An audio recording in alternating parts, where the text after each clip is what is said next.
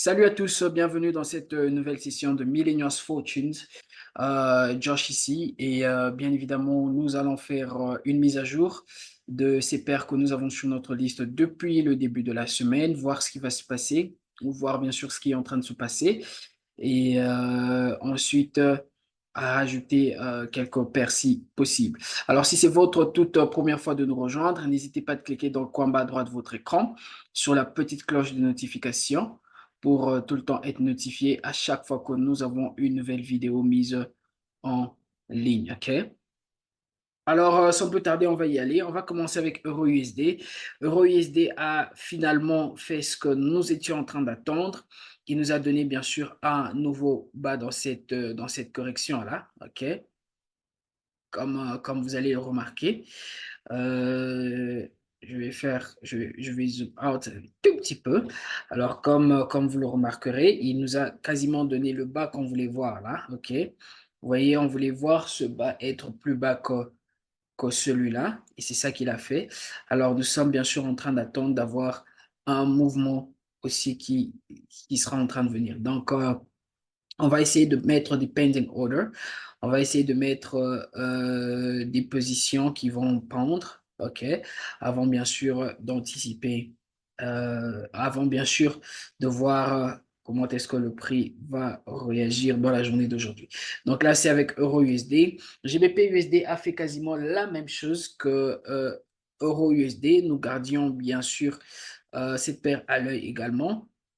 On a eu un mouvement impulsif haussier là, mouvement impulsif haussier, et tout le reste ici, là, c'est quasiment la correction. Alors, on voulait voir bien sûr le prix revenir à ce niveau. Je veux dire nous donner un bas plus bas que le précédent, que celui-là, avant bien sûr de nous donner ce mouvement-là. Mais vous allez remarquer qu'une fois que le prix nous a donné un nouveau bas, cette même bougie, ok, vous allez voir que ça a été vraiment une bougie haussière, ok, et voilà. Alors, comment nous allons rentrer dans ce trade?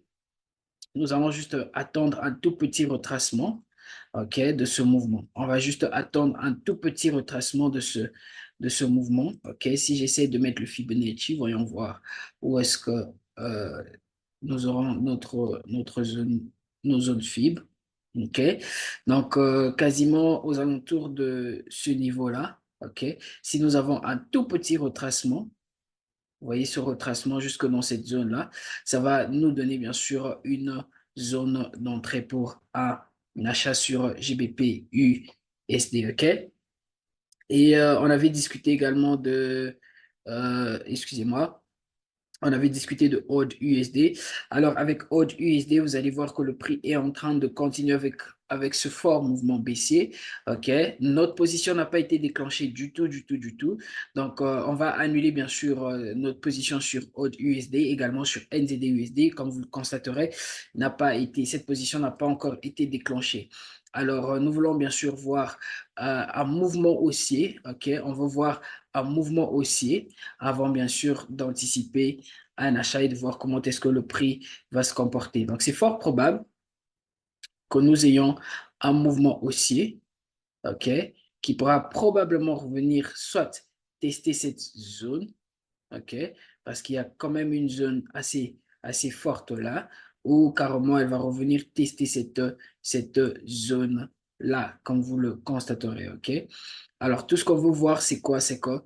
On veut voir un fort mouvement impulsif haussier qui va peut-être break out notre canal descendant, attendre une toute petite correction. OK, on va juste attendre une toute petite correction avant d'anticiper quoi? Avant d'anticiper ce mouvement haussier. C'est pareil pour NZD-USD. NZD-USD également la même chose que AUD-USD. OK, nous avons bien sûr ce canal descendant. Nous avons ce canal descendant là. Nous avons ce canal descendant qui se présente là. OK. Et bien sûr, à partir de ce canal descendant, on va voir quoi? Nous voulons voir bien sûr un momentum haussier. OK. Un momentum haussier qui va break cette zone-là. OK. De façon agressive. Et ensuite, nous allons faire quoi? Anticiper ou attendre, je veux dire, attendre une petite correction ou un retracement avant d'anticiper un d'achat. Donc, AUD USD, NZD USD, nous avons annulé ces positions-là. OK. Et bien sûr, nous attendons à avoir des bonnes opportunités. Ensuite, nous avons ODD GPY. ODD GPY, c'est une position qui a déjà été déclenchée. OK. Nous avons cette position qui a déjà été déclenchée. Tout ce que nous attendons, c'est ce mouvement haussier qui sera en train de venir. OK. Donc, on va voir ce mouvement haussier venir. Nous allons bien sûr être patients et voir ce qui va se passer avec ODD GPP Y. Et nous avons également EuroCHF et GBP-CHF. EuroCHF, vous allez voir qu'il est toujours en train de se développer en forme de structure. OK? On a eu notre mouvement baissier. Donnez-moi une seconde. On a eu notre mouvement baissier. Je vais zoom out. Voilà. Vous voyez, on a eu notre mouvement baissier et nous sommes toujours en train d'avoir cette structure qui est en train de se développer. OK? Et de par cette structure, bien sûr, cette structure nous confirme en fait que potentiellement nous aurons un mouvement baissier compte tenu du mouvement du prix. OK? Donc, on sera un tout petit peu patient avec EuroCHF. Attendons voir comment il est en train de se présenter. OK?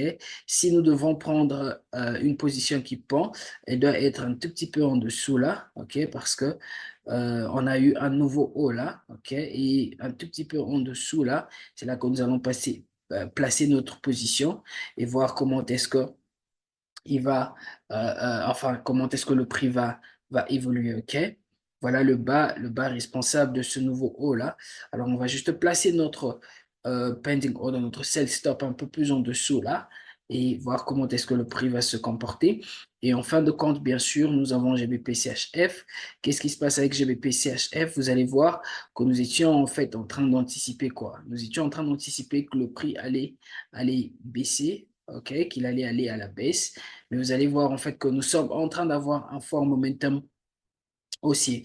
Alors, notre setup, il est toujours valide. Pourquoi je dis qu'il est toujours valide? Vous allez voir en fait que nous avons une zone là. Là, je suis sur le H4. Vous allez remarquer en fait que nous sommes en train d'avoir ou que nous avons déjà eu une zone de résistance là.